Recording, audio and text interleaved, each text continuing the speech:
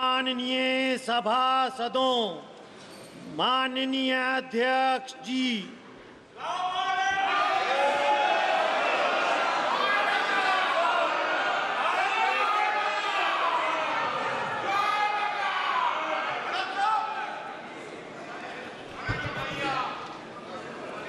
माननीय सदस्यगण,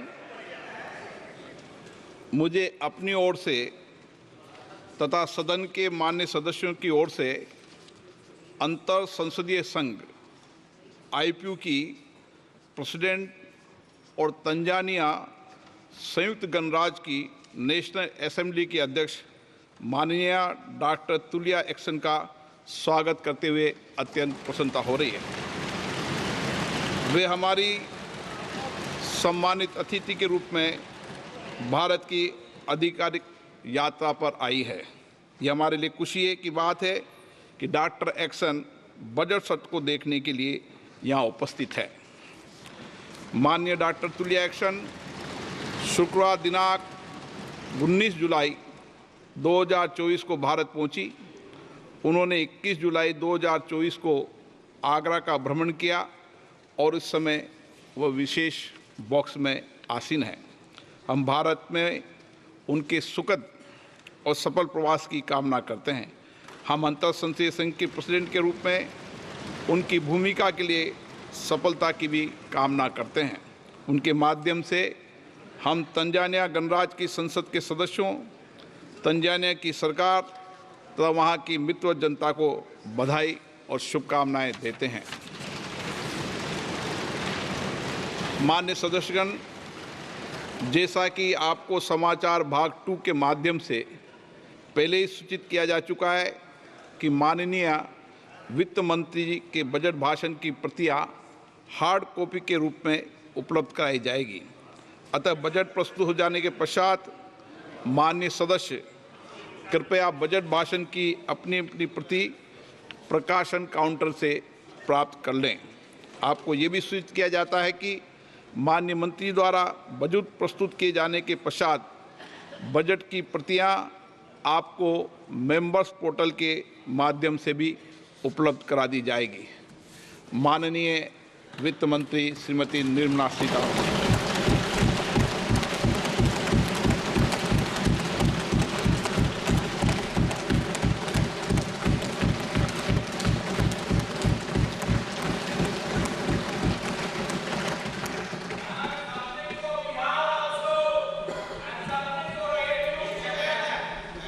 Honorable Speaker, I present the budget for 24-25.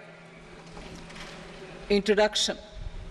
The people of India have reposed their faith in the government led by Honorable Prime Minister Shri Narendra Modi and re-elected it for a historic third term under his leadership.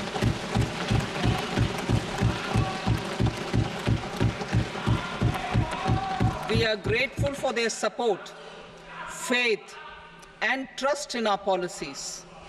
We are determined to ensure that all Indians, regardless of religion, caste, gender, and age, make substantial progress in realizing their life goals and aspirations. Global context. The global economy, while performing better than expected, is still in the grip of policy uncertainties. Elevated asset prices, political uncertainties, and shipping disruptions continue to pose significant downside risks for growth and upside risks to inflation. In this context, India's economic growth continues to be the shining exception and will remain so in the years ahead.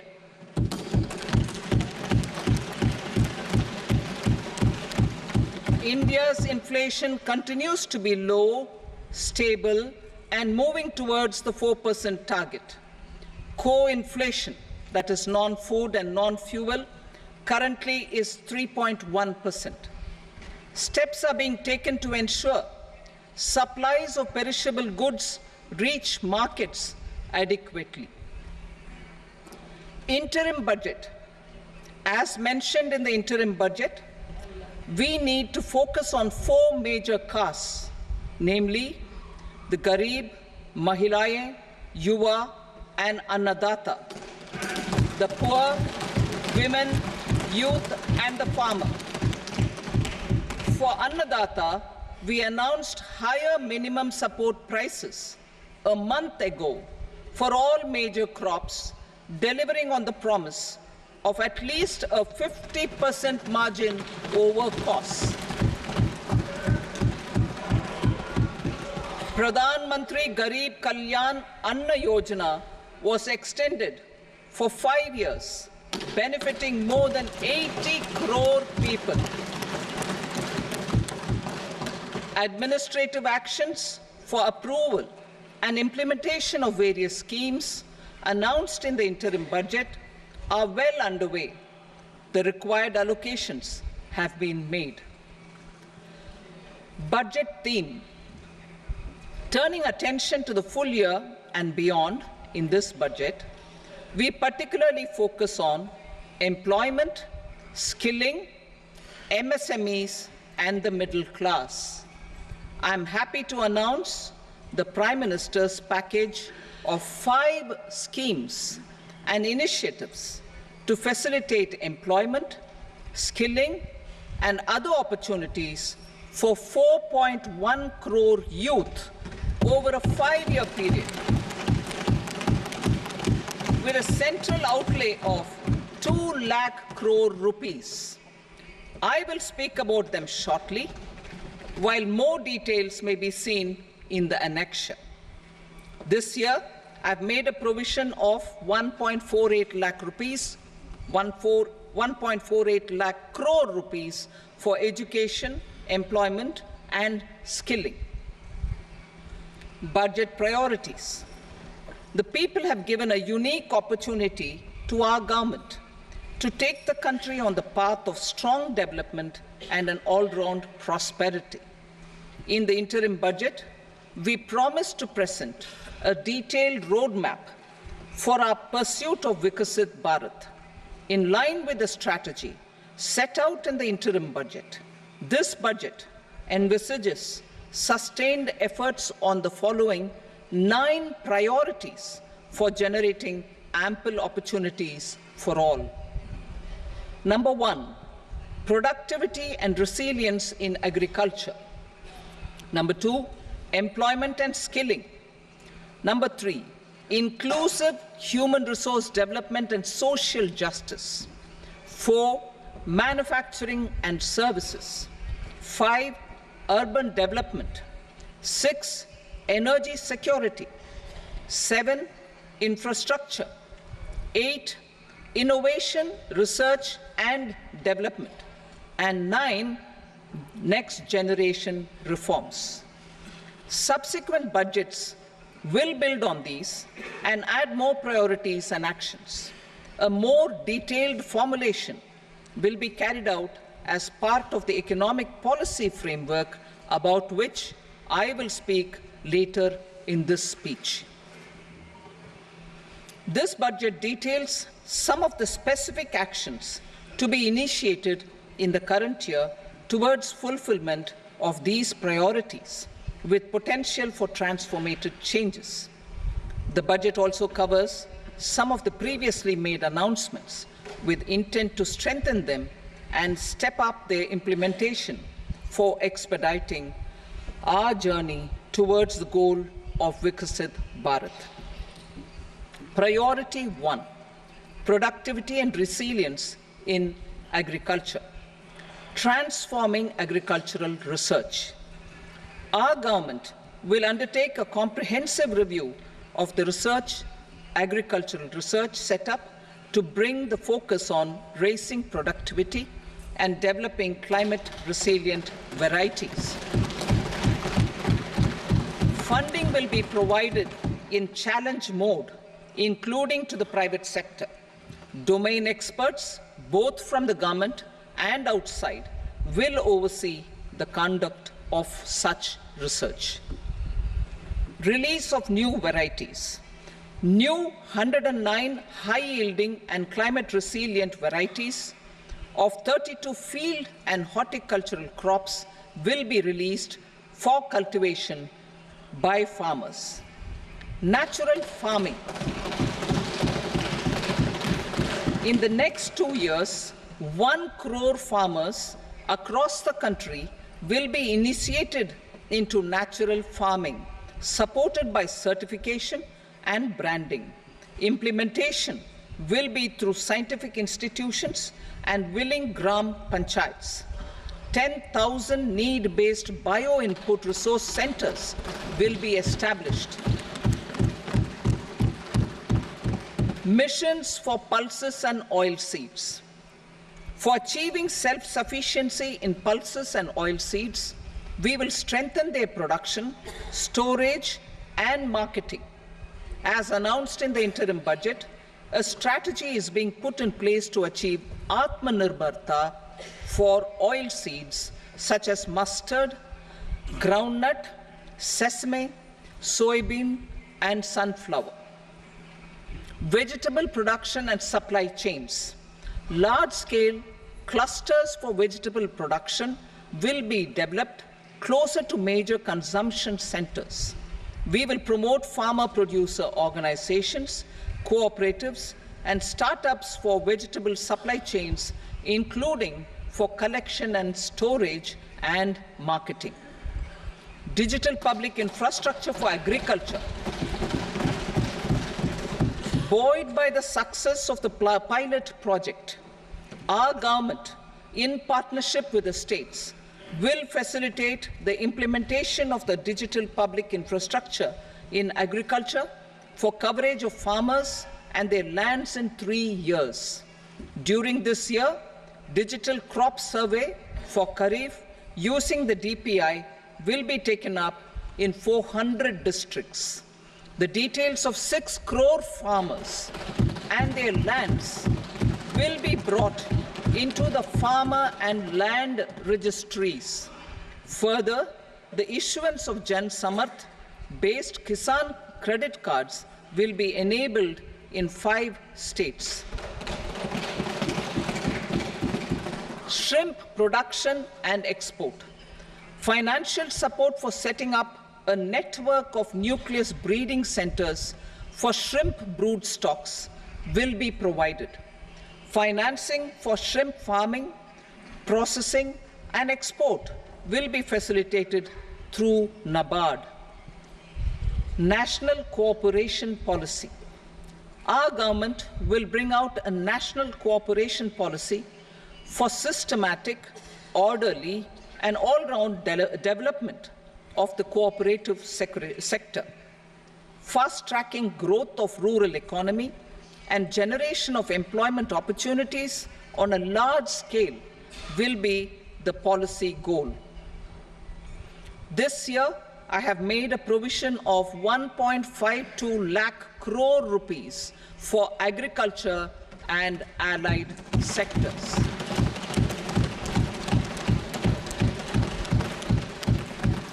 Priority 2, employment and skilling. Employment-linked incentive. Our government will implement following 3 schemes for employment-linked incentive as part of the Prime Minister's package. These will be based on enrollment in the EPFO and focus on recognition of first-time employees and support to employees and employers. Scheme A, first-timers. This scheme will provide 1 month wage to all persons newly entering the workforce in all formal sectors.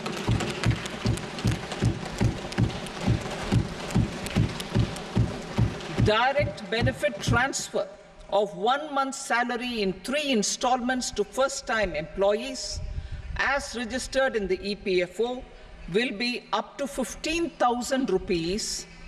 The eligibility limit will be a salary of 1 lakh per month. The scheme is expected to benefit 210 lakh youths.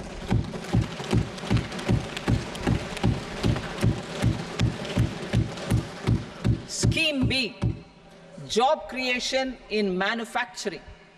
This scheme will incentivize additional employment in the manufacturing sector linked to the employment of first-time employees.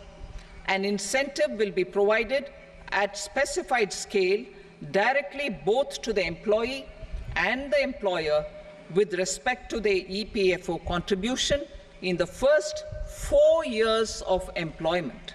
The scheme is expected to benefit 30 lakh youth entering employment and their employers.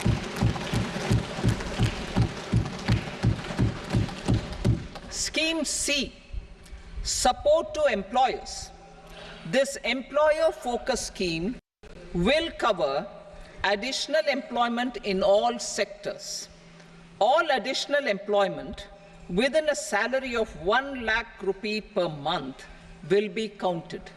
The government will reimburse to employers up to 3,000 rupees per month for 2 years towards the EPFO contribution for each additional employee.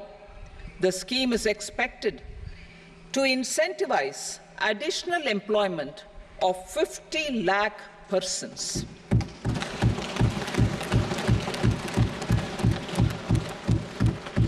Participation of women in the workforce.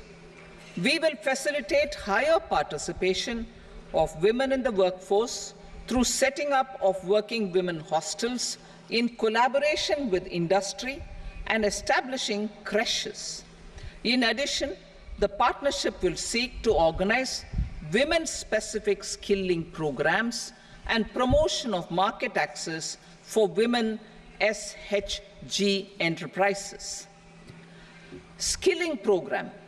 I'm happy to announce a new centrally sponsored scheme as the fourth scheme under the Prime Minister's package for skilling in collaboration with state governments and industry. 20 lakh youth will be skilled over a 5-year period.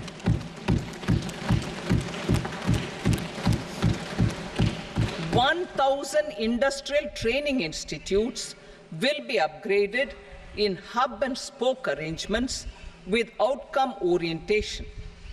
Course content and design will be aligned to the skill needs of industry, and new courses will be introduced for emerging needs.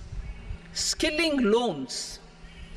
The model skill loan scheme will be revised to facilitate loans up to 7.5 lakh rupees with a guarantee from a government-promoted fund. This measure is expected to help 25,000 students every year.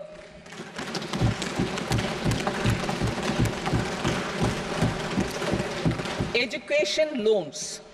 For helping our youth who have not been eligible for any benefit under government schemes and policies, I am happy to announce a financial support for loans up to 10 lakh rupees for higher education in domestic institutions.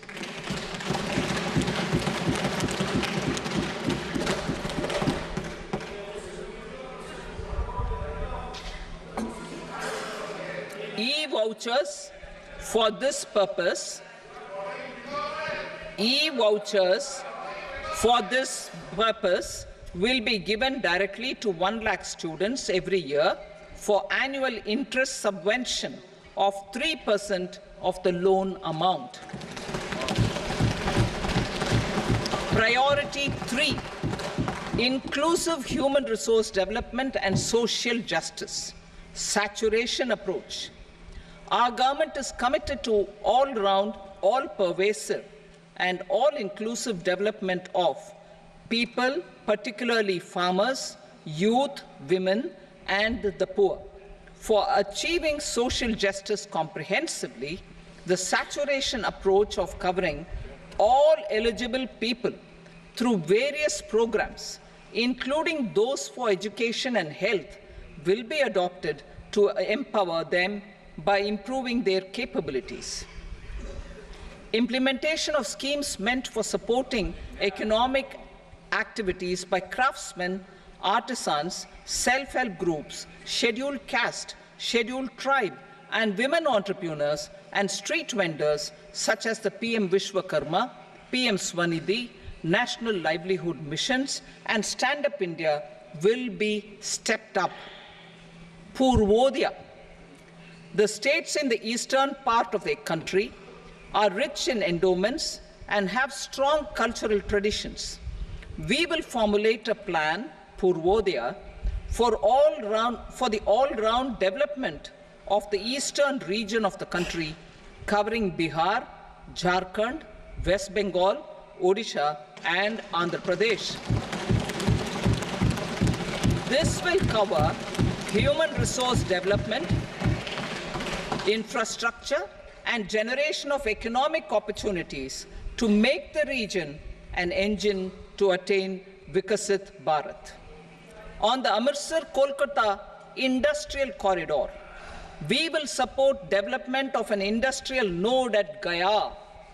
This corridor will catalyze industrial development of the eastern region. The industrial node at Gaya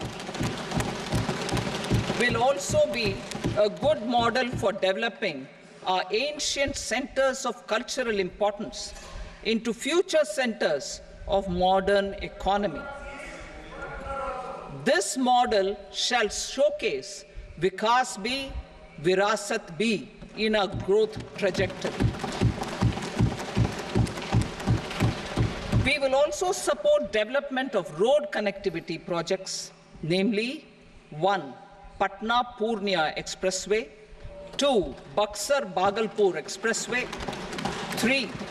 Bodh Gaya, Rajgir, Vaishali and Darbhanga spurs, and 4. Additional 2-lane bridge over River Ganga at Buxar at a total cost of 26,000 crore rupees.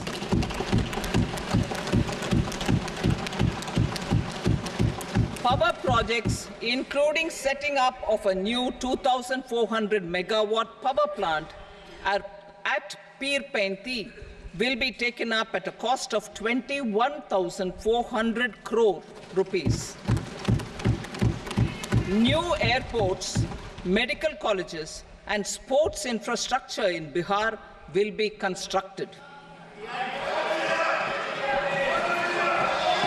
An additional allocation to support capital investments will be provided.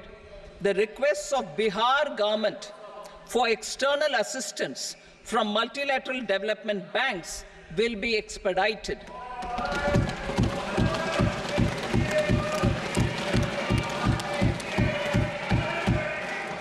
Andhra Pradesh Reorganization Act.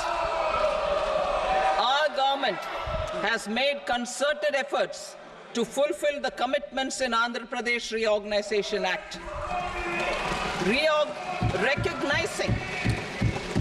Recognizing the state's need for the capital, recognizing the state's need for a capital, we will facilitate special financial support through multilateral development agencies. In the current financial year, 15,000 crore rupees will be arranged with additional amounts in future years.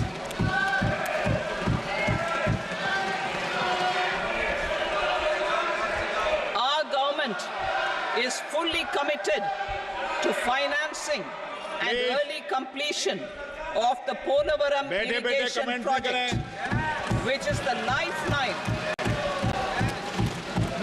lifeline for Andhra Pradesh and its farmers. This will facilitate our country's food security as well. Under the Andhra Pradesh Reorganization Act, for promoting industrial development, funds will be provided for essential infrastructure such as water, power, railways, and roads. In Kopparthi node on the Visakhapatnam-Chennai Industrial Corridor and Varavakal node on the Hyderabad-Bengaluru Industrial Corridor. An additional allocation will be provided this year towards capital investment for economic growth. Grants for backward regions of Rayalaseema, Prakasham, North Coastal Andhra, as stated in the Act, will be provided. PM Awas Yojana.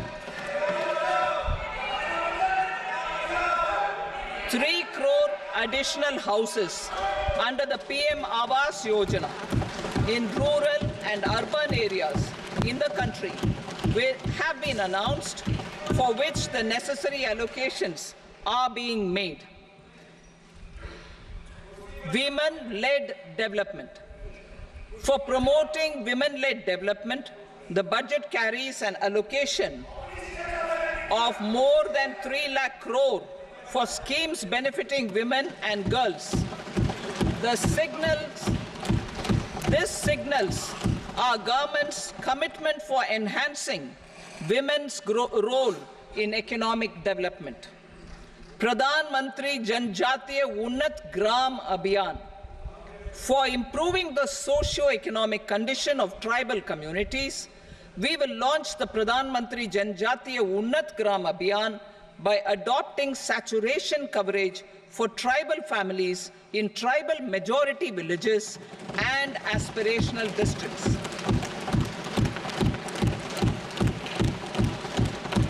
This will cover 63,000 villages, benefiting 5 crore tribal people. Bank branches in northeastern region. More than 100 branches of India Post Payment Bank will be set up in the northeast region to expand the banking services. This year, I have made a provision of 2.66 lakh crore rupees for rural development, including rural infrastructure. Priority 4, manufacturing and services, support for promotion of MSMEs.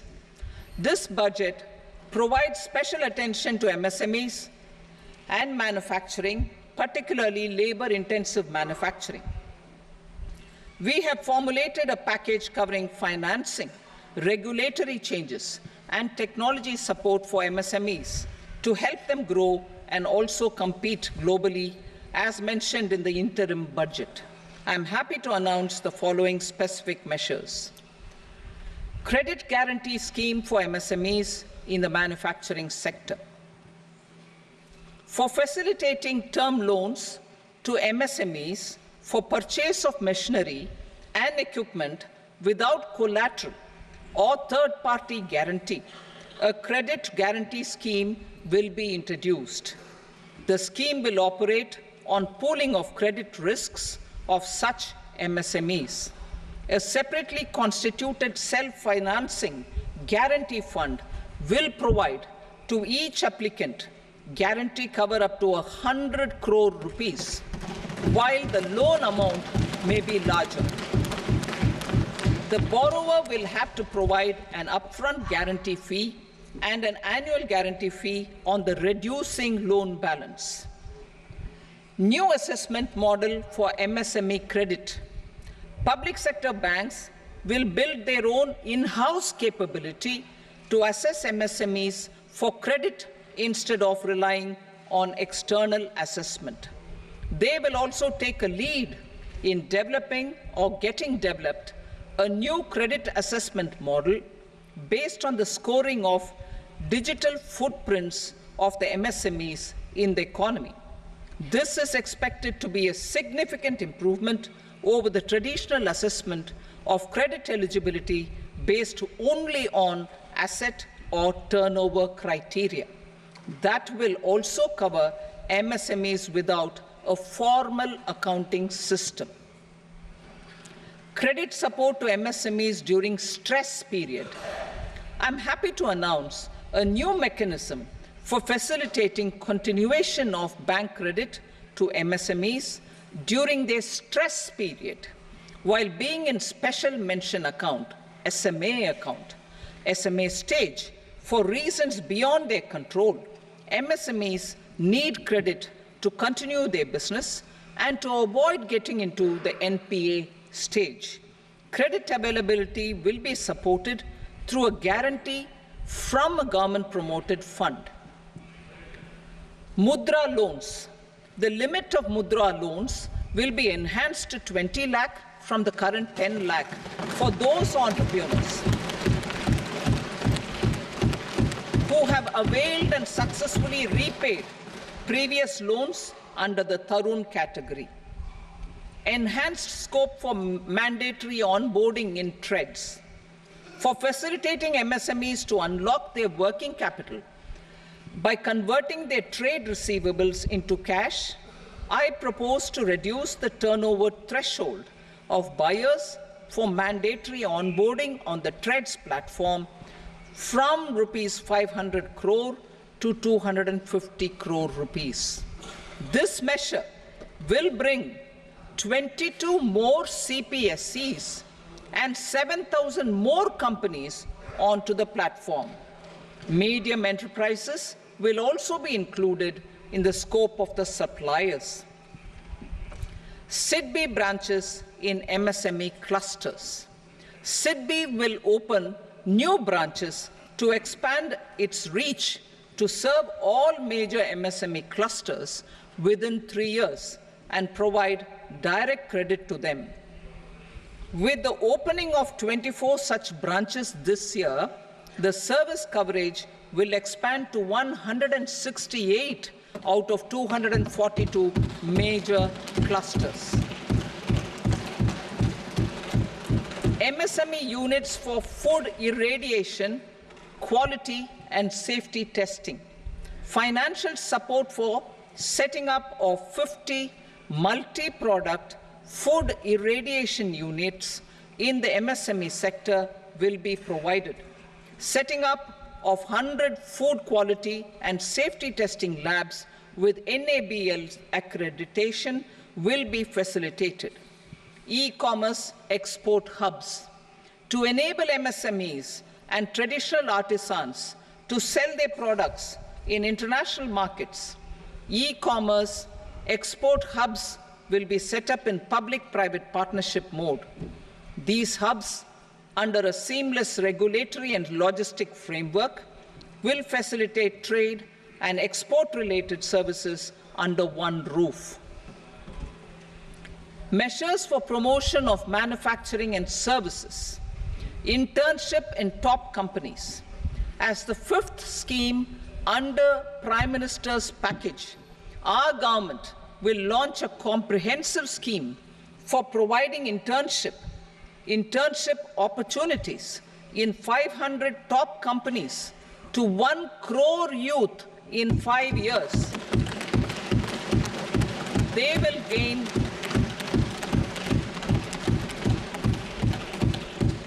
will gain exposure for 12 months to real-life business environment, varied professions, and employment opportunities. An internship allowance of 5,000 per month, 5,000 rupees per month, along with a one-time assistance of 6,000 rupees will be provided. Companies will be expected to bear the training cost and 10% of their internship cost from their CSR funds. Industrial parks.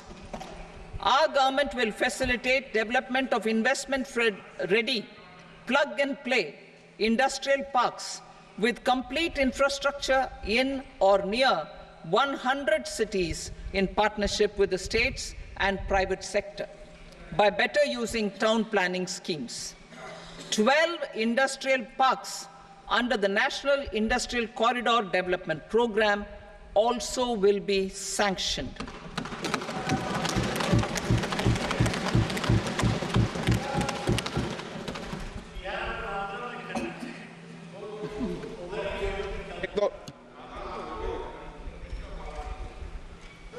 Veji Weber, no, please, Petty.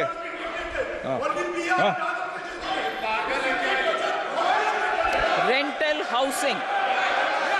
Rental housing with dormitory type accommodation for industrial workers will be, just 1 minute. Rental housing, I repeat, rental housing with dormitory type accommodation for industrial workers will be facilitated in PPP mode with VGF support and commitment from anchor industries.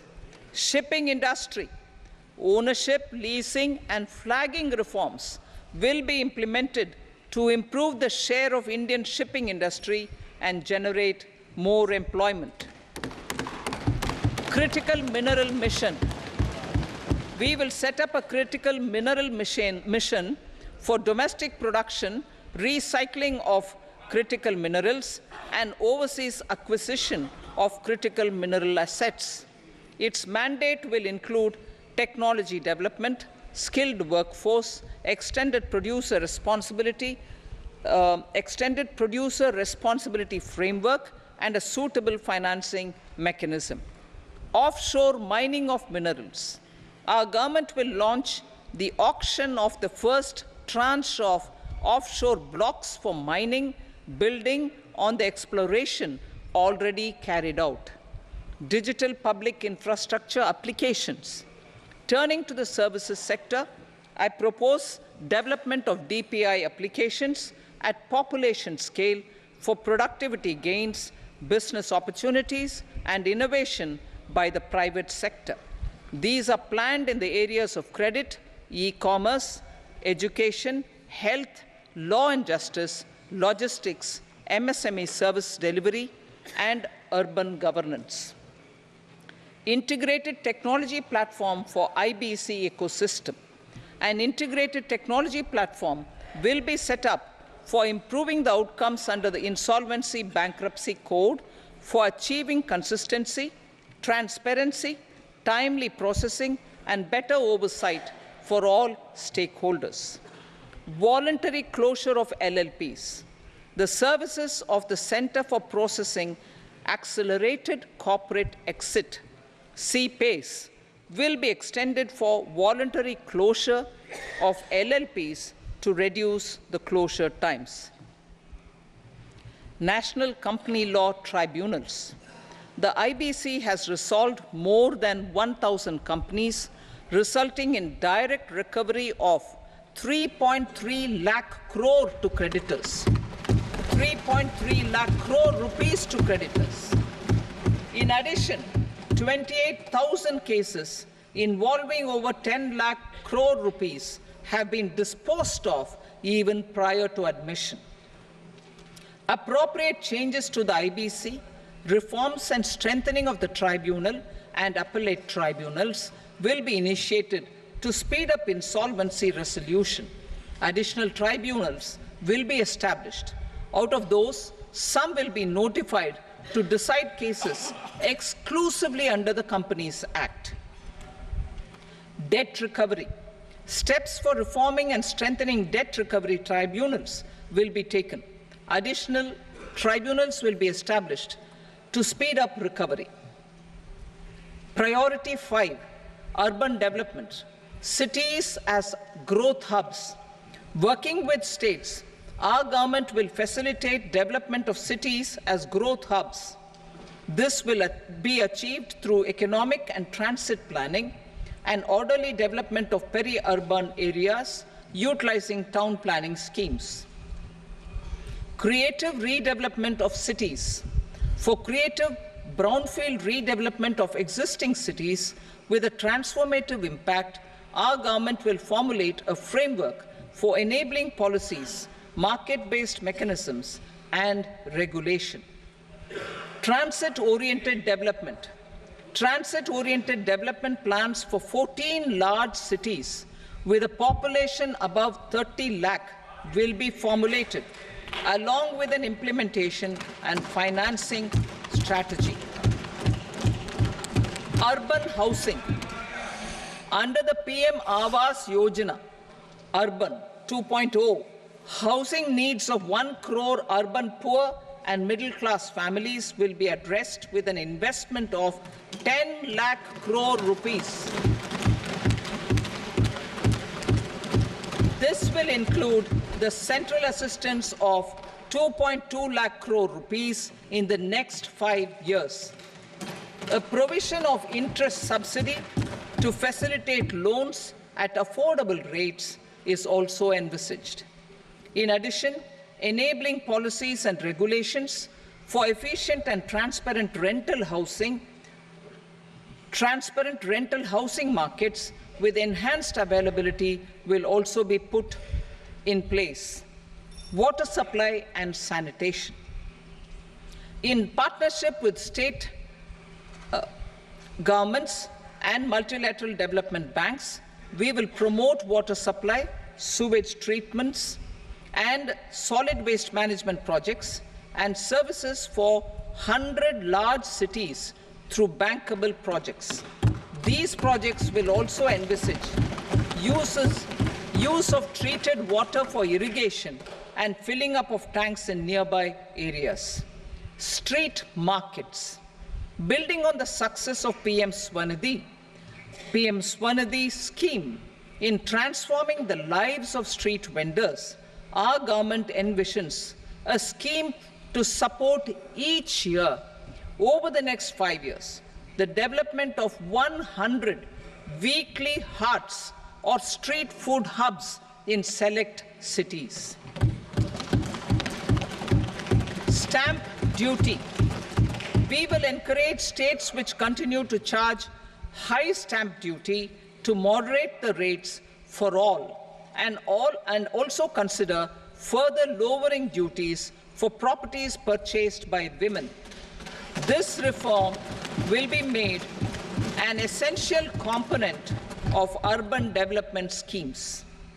Priority 6, energy security, energy transition.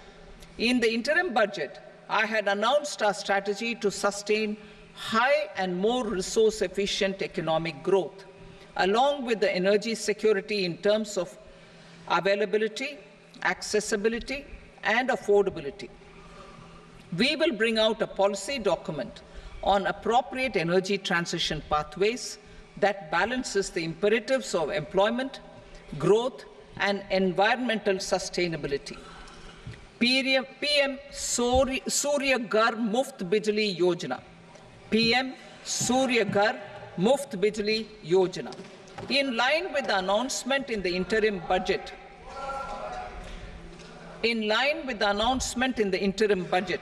PM Surya Ghar Muft Bijli Yojana has been launched to install rooftop solar plants to enable 1 crore households obtain free electricity up to 300 units every month. The scheme has generated remarkable response with more than 1.28 crore registrations and 14 lakh applications, and we will further encourage it. Pumped storage policy. A policy for promoting pumped storage projects will be brought out for electricity storage and facilitating smooth integration of the growing share of renewable energy with its variable and intermittent nature in the overall energy mix. Research and development of small and modular nuclear reactors. Nuclear energy is expected to form a very significant part of the energy mix for Vikasit Bharat. Towards that pursuit, our government will partner with the private sector for 1. Setting up Bharat Small Reactors, 2. Research and development of Bharat Small Modular Reactor, and 3. Research and development of newer technologies for nuclear energy. The R&D funding announced in the interim budget will be made available for this sector also. Advanced ultra supercritical thermal power plants. The development of indigenous technology for advanced ultra supercritical thermal power plants with much higher efficiency has been completed. A joint venture between NTPC, and BHEL will set up a full-scale 800 megawatt commercial plant using AUSC technology. The government will provide the required fiscal support. Moving forward, development of indigenous capacity for the production of high-grade steel and other advanced metallurgy materials for these plants will result in strong spin-off benefits for the economy. Roadmap for hard-to-abate industries. A roadmap for moving the hard-to-abate industries from energy efficiency targets to emission targets will be formulated. Appropriate regulations for transition of these industries from the current perform, achieve, and trade mode to Indian carbon market mode will be put in place. Support to traditional micro and small industries. An investment-grade energy audit of traditional micro and small industries in 60 clusters, including brass and ceramic, will be facilitated. Financial support will be provided for shifting them to cleaner forms of energy and implementation of energy efficiency measures. The scheme will be replicated in another 100 clusters in the next phase. Priority 7, infrastructure investment by central government.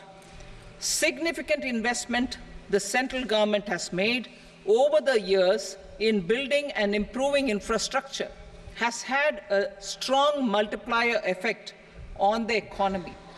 We will endeavour to maintain strong fiscal support for infrastructure over the next 5 years in conjunction with imperatives of other priorities and fiscal consolidation. This year, I have provided 11,11,111 crore rupees for capital expenditure. This would be 3.4% of our GDP. Infrastructure investment by state governments. We will encourage states to provide support of similar scale for infrastructure, subject to their development priorities. A provision of 1.5 lakh crore rupees for long-term interest-free loans have been made this year, also to support the states in their resource allocation. Private investment in infrastructure. Investment in infrastructure by private sector will be promoted through viability gap funding and enabling policies and regulations. A market-based financing framework will be brought out. Pradhan Mantri Gram Sadak Yojana.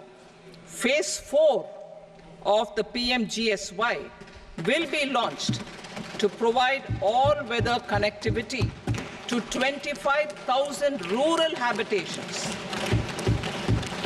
which have become eligible in view of their population increase.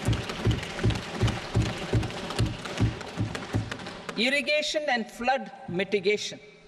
Bihar has frequently suffered from floods, many of them originating outside the country.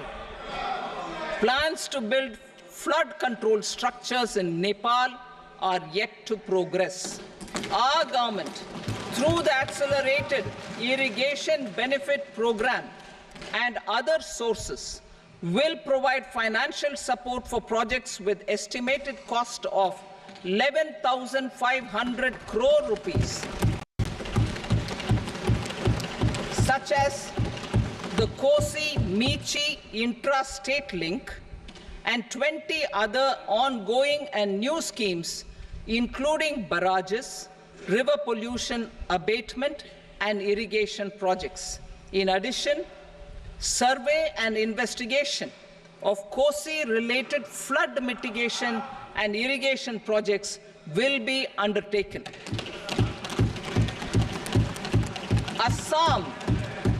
Assam grapples with floods every year by the Brahmaputra River and its tributaries.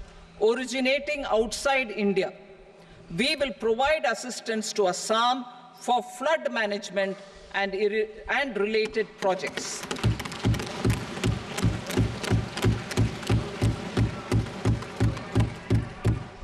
Himachal Pradesh suffered extensive losses due to floods last year. Our government will provide assistance to the state for reconstruction and rehabilitation through multilateral development assistance.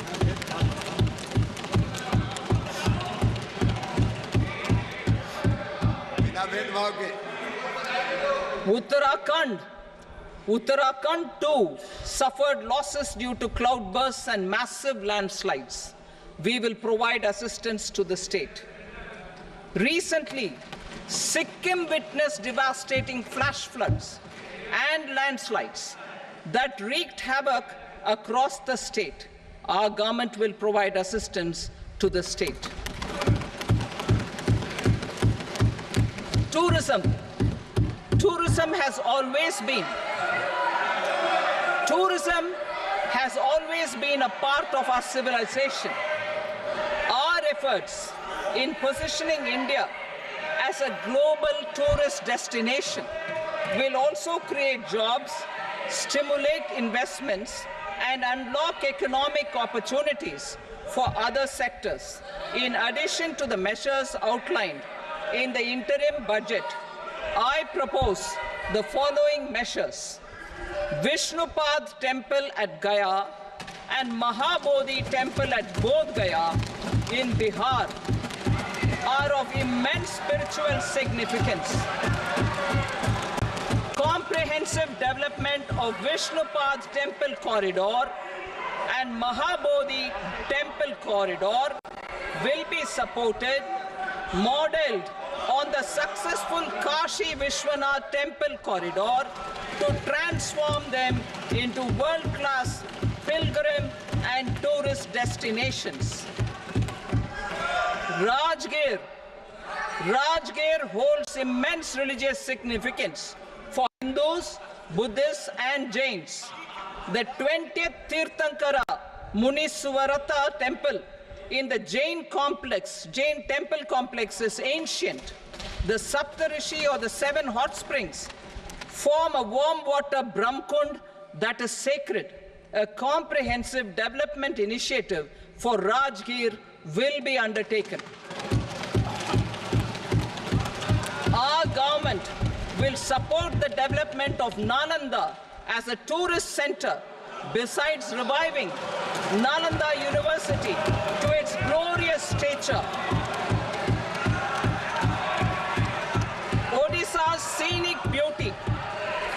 Odisha's scenic beauty, temples, monuments, craftsmanship, wildlife sanctuaries, natural landscapes, and pristine beaches make it an ultimate tourism destination. Our government will provide assistance for their development to Odisha as well. Priority 8, innovation, research, and development. We will operationalize the Anusandhan National Research Fund for basic research and prototype development. Further, we will set up a mechanism for spurring private sector-driven research and innovation at commercial scale with a financing pool of 1 lakh crore rupees in line with the announcement in the interim budget. Space economy. With our continued emphasis on expanding the space economy by 5 times in the next 10 years, a venture capital fund of 1,000 crore rupees will be set up. Priority 9, next generation reforms. Economic policy framework. We will formulate an economic policy framework to delineate the overarching approach to economic development and set the scope of the next generation of reforms for facilitating employment opportunities and sustaining high growth. Our government will initiate and incentivize reforms for 1. Improving productivity of factors of production, and 2. Facilitating markets and sectors to become more efficient. These reforms will cover all factors of production, namely land, labor, capital, and entrepreneurship, and technology as an enabler of improving total factor productivity and bridging inequality. Effective implementation of several of these reforms requires collaboration between the centre and the states, and building consensus as development of the country lies in development of the states. For promoting competitive federalism and incentivizing states for faster implementation of reforms, I propose to earmark a significant part of the 50-year interest-free loan. Working with the states, we will initiate the following reforms.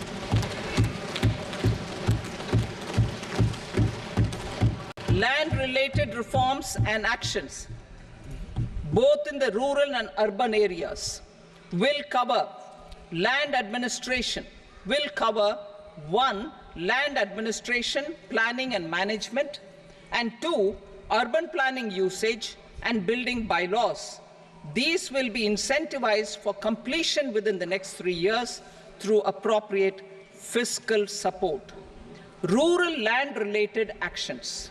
Rural land-related actions will include 1. Assignment of unique land parcel identification number, UL PIN, or Bhu Aadhaar for all lands. 2. Digitization of cadastral maps. 3. Survey of subdivisions, survey of map subdivisions as per current ownership. 4. Establishment of land registry. And 5. Linking to the farmers' registry. These actions will also facilitate credit flow and other agricultural services. Urban land-related actions. Land records in urban areas will be digitized with GIS mapping. An IT-based system for property record administration, updating, and tax administration will be established. These will also facilitate improving the financial position of urban local bodies. Labor-related reforms. Services to labor. Our government will facilitate the provision of a wide array of services to labor, including those for employment and skilling. A comprehensive integration of e-Shram portal with other portals will facilitate such one-stop solution. Open architecture databases for the rapidly changing labor market, skill requirements, and available job roles, and a mechanism to connect job aspirants with potential employers and skill providers will be covered in these services. Shram Suvidha and Samadhan portal. Shram Suvidha and Samadhan portal will be revamped to enhance ease of compliance for industry and trade. Capital and entrepreneurship related reforms, financial sector vision and strategy. For meeting financing needs of the economy, our government will bring out a financial sector vision and strategy document to prepare the sector in terms of size, capacity, and skills. This will set the agenda for the next 5 years and guide the work of the government, regulators, financial institutions, and market participants. Taxonomy for climate finance. We will develop taxonomy for climate finance for enhancing the availability of capital for climate adaptation and mitigation. This will support achievement of the country's climate commitments and green transition. Variable capital company structure. We will seek the required legislative approval for providing an efficient and flexible mode for financing leasing of aircrafts and ships and pooled funds of private equity through a variable company structure. Foreign direct investments and overseas investment. The rules and regulations for foreign direct investment and overseas investments will be simplified to 1. Facilitate foreign direct investments, 2. Nudge prioritization, and 3. Promote opportunities for using Indian rupee as a currency for overseas investment. NPS Vatsalya. NPS Vatsalya, a plan for contribution by parents and guardians for minors, will be started. On attaining the age of majority, the plan can be converted seamlessly into a normal NPS account. Use of technology. We have successfully used technology for improving productivity and bridging inequality in our economy during the past 10 years. Public investment in digital infrastructure and innovations by the private sector have helped in improving access of all citizens, particularly the common people, to market resources, education, health and services. We will step up adoption of technology towards digitalization of the economy. Ease of doing business. For enhancing ease of doing business, we are already working on the Jan Vishwas Bill 2.0. Further, states will be incentivized for implementation of the business reforms, action plans, and digitalization. Data and statistics. For improving data governance, collection, processing and management of data and statistics, different sectoral databases, including those established under the Digital India Mission, will be utilized with active use of technology tools. New pension scheme. The committee to review the NPS has made considerable progress in its work. I am happy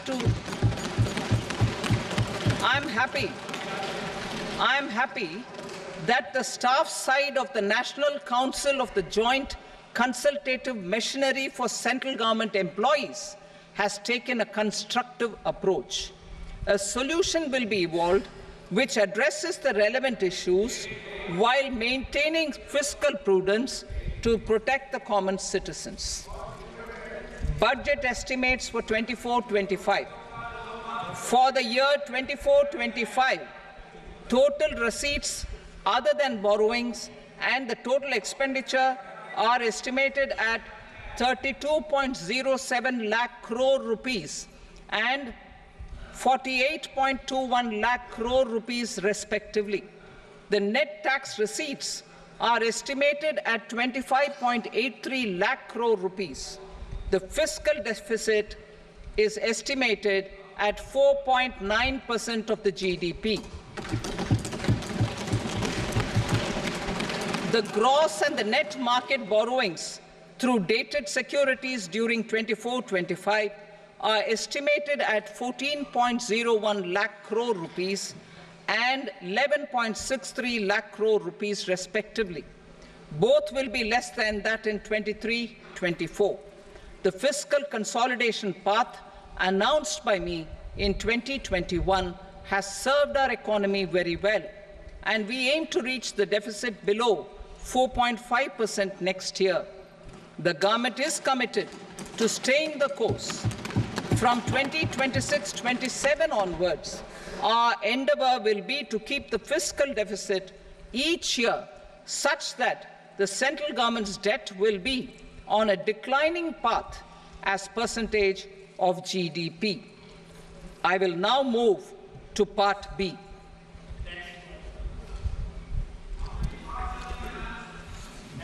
Indirect taxes. Sir, I start with GST. It has decreased tax incidence on the common man, reduced compliance burden and logistics cost for trade and industry, and enhanced revenues of the central and the state governments. It is a success of vast proportions. To multiply the benefits of GST, we will strive to further simplify and rationalize the tax structure and endeavour to expand it to the remaining sectors. My proposals for custom duties, my proposals for customs duties intend to support domestic manufacturing, deepen local value addition, promote export competitiveness, and simplify taxation while keeping the interest of the general public and consumers surmount. In Budget 22-23, we reduced the number of customs duty rates. I propose to undertake a comprehensive review of the rate structure over the next 6 months to rationalize and simplify it for ease of trade, removal of duty inversion, and reduction of disputes. I shall now take up sector-specific customs duty proposals. Medicine and medical equipments. To provide relief to cancer patients, I propose to fully exempt 3 more medicines from customs duties.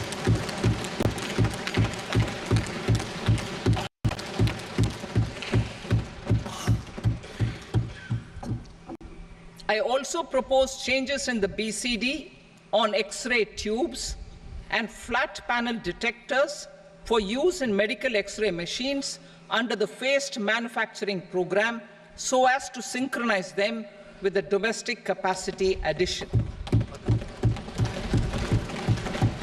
Mobile phone and related parts. With a 3-fold increase in domestic production and almost a 100-fold jump in exports of mobile phones over the last 6 years, the Indian mobile industry has matured. In the interest of consumers, I now propose to reduce the BCD on mobile phone, mobile PCBA, and mobile charger to 15%. Critical minerals. Minerals such as lithium, copper, cobalt, and rare earth elements are critical for sectors like nuclear energy, renewable energy, space, defense, telecommunications, and high-tech electronics. I propose to fully exempt customs duties on 25 critical minerals and reduce BCD on 2 of them. This will provide a major fillip to the processing and refining of such minerals and help secure their availability for these strategic and important sectors. Solar energy. Energy transition is critical in the fight against climate change. To support energy transition, I propose to expand the list of exempted capital goods for use in the manufacture of solar cells and panels in the country. Further, in view of sufficient domestic manufacturing capacity of solar gas, glass, and tinned copper interconnect, I propose not to extend the exemption of custom duties provided to them. Marine products. India's seafood exports in the last financial year touched an all-time high of more than 60,000 crores of rupees. Frozen shrimp accounted for about 2/3 of these exports. To enhance their competitiveness, I propose to reduce BCD on certain broodstock, polychaete worms, shrimp, and fish feed to 5%. I also propose to exempt customs duty on various inputs for manufacture of shrimp and fish feed. Leather and textile. Similarly, to enhance the competitiveness of exports in the leather and textile sectors, I propose to reduce BCD on real down-filling material from duck or goose. I am also making additions to the list of exempted goods for manufacture of leather and textile garments, footwear, and other leather articles for export. To rectify inversion in duty, I propose to reduce BCD subject to conditions on methylene diphenyl diisocyanate, MDI, for manufacture of spandex yarn from 7.5 to 5%. Furthermore, the export duty structure on raw hides, skin, and leather is proposed to be simplified and rationalized. Precious metals.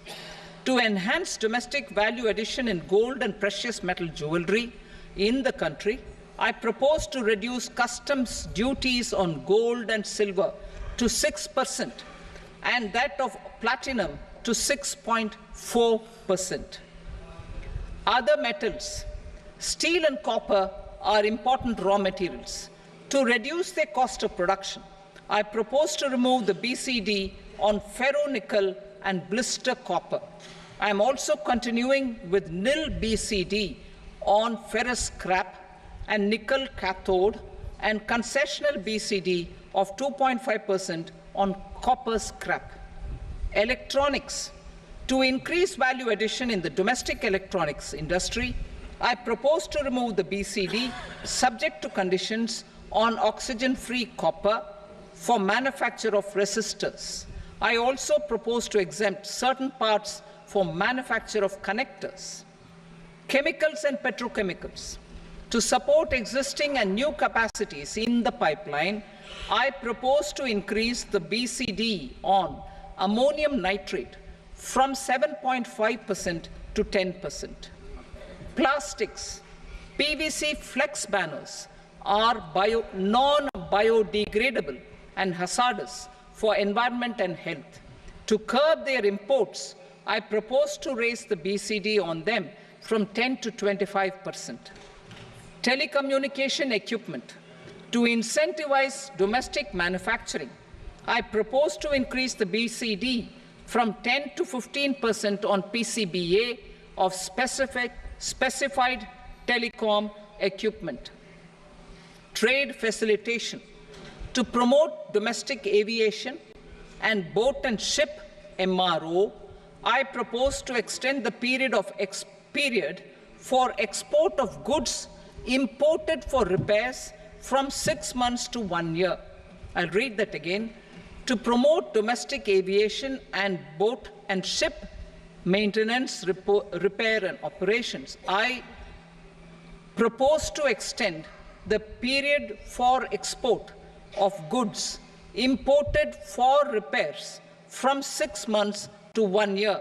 In the same vein, I propose to extend the time limit for re-import of goods for repairs under warranty from 3 to 5 years. I now move to direct taxes. We will continue our efforts to simplify taxes, improve taxpayer services, provide tax certainty, and reduce litigation while enhancing revenues for funding the development and welfare schemes of the government. It has been our endeavour to simplify taxation. We have taken a number of measures in the last few years, including introduction of simplified tax regimes without exemptions and deductions for corporate tax and for personal income tax. This has been appreciated by taxpayers. 58% of corporate tax came from the simplified tax regime in the financial year 22-23. Similarly, as per data available till now, for the last fiscal, more than 2/3 have availed the new personal income tax regime. Comprehensive review of the Income Tax Act. I am now announcing a comprehensive review of the Income Tax Act 1961. The purpose is to make the Act concise, lucid, easy to read and understand. This will reduce disputes and litigation, thereby providing tax certainty to the taxpayers. I will also bring down the demand embroiled in litigation. It is proposed to be completed in 6 months.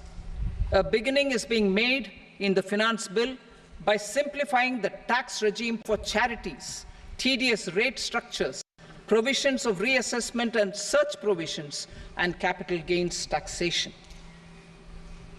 Simplification for charities and tedious. The two tax exemption regimes for charities are proposed to be merged into one. The 5% tedious rate on many payments is being merged into the 2% tedious rate, and the 20% tedious rate on repurchase of units by mutual funds or UTI is being withdrawn. TDS rate on e-commerce operators is proposed to be reduced from 1 to 0.1%. Moreover, credit of TCS is proposed to be given in the TDS to be deducted on salary. Further, I propose to decriminalize delay for payment of TDS up to the due date of filing statement for the same. I also plan to provide a standard operating procedure for TDS defaults and simplify and rationalize the compounding guidelines for such defaults. Simplification of reassessment.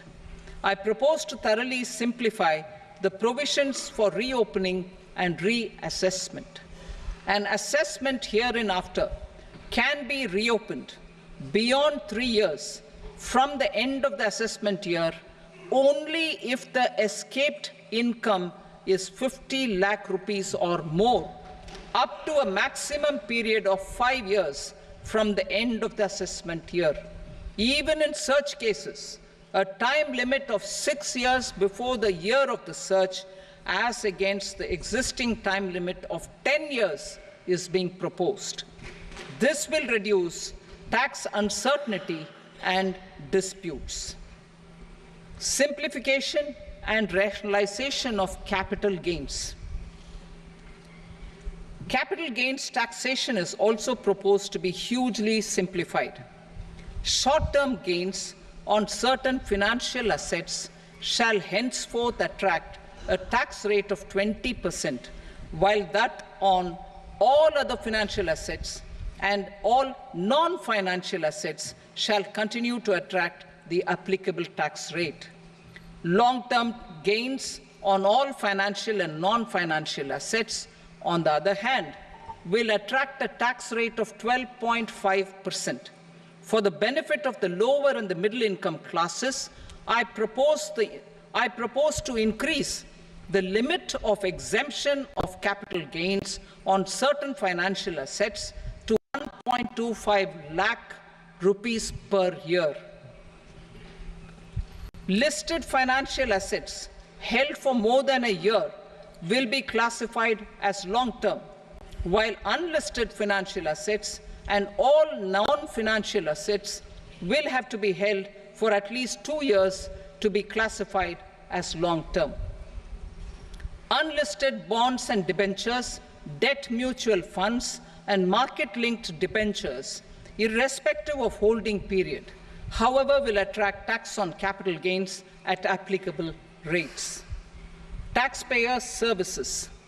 All the major taxpayer services under GST and most services under customs and income tax have been digitalized. All remaining services of customs and income tax, including rectification and order giving effect to appellate orders, shall be digitalized and made paperless over the next 2 years. Litigation and appeals. While our concerted efforts to reduce pendency of appeals at various appellate fora are beginning to show good results, it will continue to engage our highest attention. To dispose of the backlog of first appeals, I plan to deploy more officers to hear and decide such appeals, especially those with large tax effect. For resolution of certain income tax disputes pending in appeal, I am also proposing Vivad Se Vishwas Scheme 2024. Further, I propose to increase monetary limits for filing appeals related to direct taxes, excise, and service tax in the tax tribunals, high courts, and Supreme Court to 60 lakh rupees, 2 crore rupees, and 5 crore respectively. With a view to reduce litigation and provide certainty in international taxation, we will expand the scope of safe harbor rules and make them more attractive. We will also streamline the transfer pricing assessment procedure. Employment and investment. I have a few proposals to promote investment and foster employment. First of all, to bolster the Indian startup ecosystem, boost the entrepreneurial spirit, and to support innovation, I propose to abolish the so-called angel tax for all classes of investors. Second, there is tremendous potential for cruise tourism in India. To give a fillip to this employment-generating industry, I am proposing a simpler tax regime for foreign shipping companies operating domestic cruises in the country. Third, India is a world leader in the diamond cutting and polishing industry, which employs a large number of skilled workers. To further promote the development of this sector, we would provide for safe harbor rates for foreign mining companies selling raw diamonds in the country. Fourth, to attract foreign capital for our development needs, I propose to reduce the corporate tax rate on foreign companies from 40 to 35%. Deepening the tax base. I have a couple of proposals for deepening the tax base. First, security transaction tax on futures and options of securities is proposed to be increased to 0.02% and 0.1% respectively. Second, for reasons of equity, I propose to tax income received on buyback of shares in the hands of recipients. Other proposals: to improve social security benefits, deduction of expenditure by employers towards NPS is proposed to be increased from 10 to 14% of the employee's salary.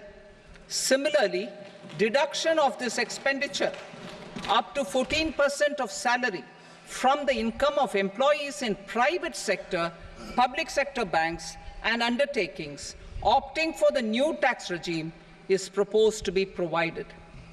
Indian professionals working in multinationals get ESOPs and invest in social security schemes and other movable assets abroad. Non-reporting of such small foreign assets has penal consequences under the Black Money Act. Such non-reporting of movable assets up to 20 lakh rupees is proposed to be depenalized.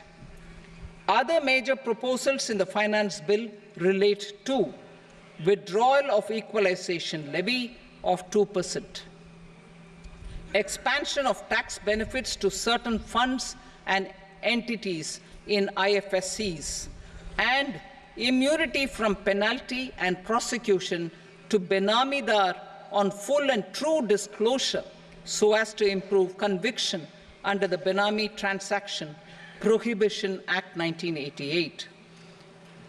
Personal income tax.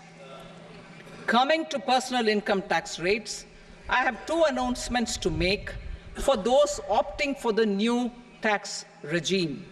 First, the standard deduction for salaried employees is proposed to be increased from 50,000 to 75,000 rupees.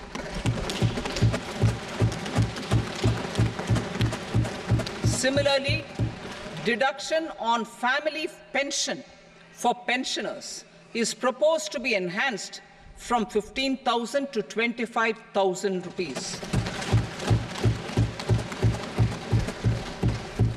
This will provide relief to about 4 crore salaried individuals and pensioners.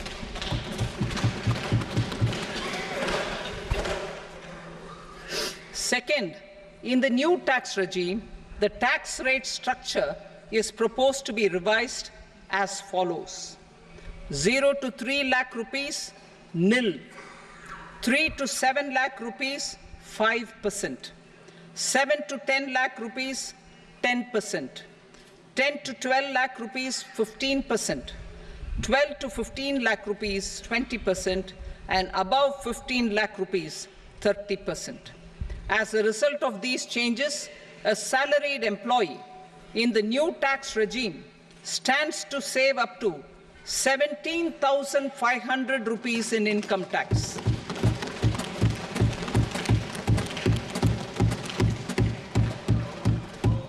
Apart from these, I am also making some other changes as given in the annexure. As a result of these proposals, revenue of about 37,000 crore, that is 29,000 crore in direct taxes and 8,000 crore in indirect taxes will be foregone, while revenue of about 30,000 crore rupees will be additionally mobilized. Thus, the total revenue foregone is about 7,000 crores annually. Mr. Speaker, sir, with this, I commend the budget to this august House. Jai Hind.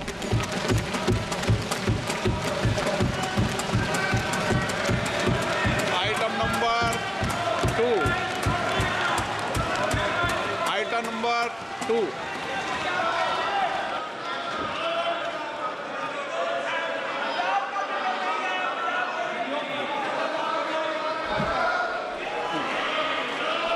Sir, with your permission, I rise to lay on the table the following statements under Section 3 of the Fiscal Responsibility and Budget Management, FRBM Act 2003, medium-term fiscal policy cum fiscal policy strategy statement and macroeconomic framework statement.